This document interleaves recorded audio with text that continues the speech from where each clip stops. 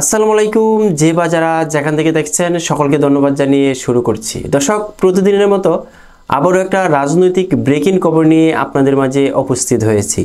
দর্শক, বাইডেন মোদি বৈঠকে বাংলাদেশ পরিস্থিতি নিয়ে আলোচনা। গণ অভ্যুত্থানে হাসিনা সরকারের পতনের পর সবচেয়ে বেশি অস্বস্তিতে পড়েছে ভারত। বরাবরই আওয়ামী লীগ সরকারের উপর প্রতিবেশী দেশটির প্রচণ্ড প্রভাবের অভিযোগ করে আসছিলেন বিরোধীরা। ক্ষমতাচ্যুতির পর হাসিনার ভারতে পলায়ন ও বাংলাদেশের নির্বাচন অনুষ্ঠানে হাসিনা পুত্র সজীব অজয় জয়ের পক্ষ থেকে ভারতের প্রতি ভূমিকা রাখার আহ্বান সেই অভিযোগকে আরও শক্তিশালী ভিত্তি দেয়।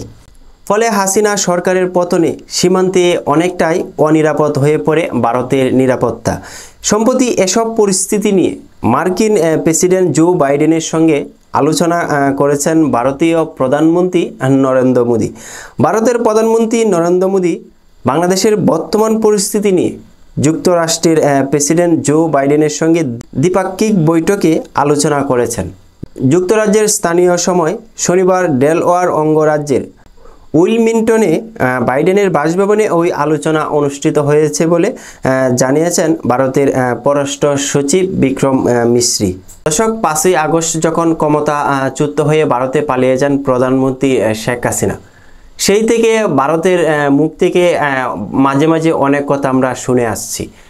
ভারতের পররাষ্ট্রমন্ত্রী রাজনাথ সিং একসময় বাংলাদেশের পরিস্থিতি নিয়ে তার দেশের সেনাবাহিনীকে প্রস্তুত থাকতে বলেছিলেন। এর কিছুদিন পর আমরা শুনেছি বাংলাদেশ পরিস্থিতি নিয়ে ভারত নৌবাহিনীর সাথে তারা বৈঠকে বসেছেন। দর্শক, আজকে একটি খবর শুনলাম, ভারত বাংলাদেশ পরিস্থিতি নিয়ে জাতিসংঘে জো বাইডেনের সাথে কথা বলছেন ভারতীয় প্রধানমন্ত্রী নরেন্দ্র মোদী। দর্শক, আমরা সাধারণ জনগণ প্রায়ই ভারতের বক্তব্য শুনে মনে হয় যে বাংলাদেশে কিছু একটা করে ফেলবে কিংবা বাংলাদেশে কিছু একটা হবে। আসলেই গুজবে আপনারা কেহ কান দেবেন না। আমাদের বাংলাদেশ নিয়ে অন্য দেশের জাতিসংঘে কথা বলার কিংবা অন্য দেশে সেনাবাহিনীকে প্রস্তুতি হওয়ার কিংবা নৌবাহিনীর সাথে বৈঠক, আমি মনে করি ওইসবের কোনো প্রয়োজন নেই। আমাদের বাংলাদেশের অভ্যন্তরীণ বিষয় আমাদের বাংলাদেশের জনগণ বুঝবে।